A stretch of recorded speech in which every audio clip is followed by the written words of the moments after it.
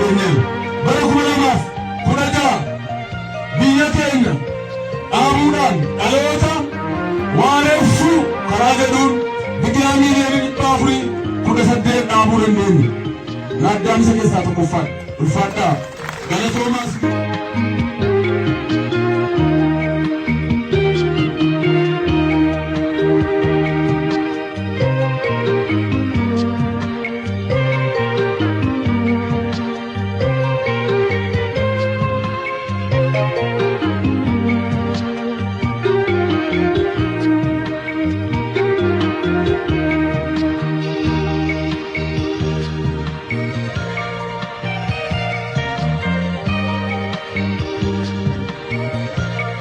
Godina kana keessatti hiyyummaan jedhamu seenaa ta'ee badhaadhinni ol ka'ee dubbatamee uummata naannoo biraatiif fakkeenya karaa ta'uu danda'u.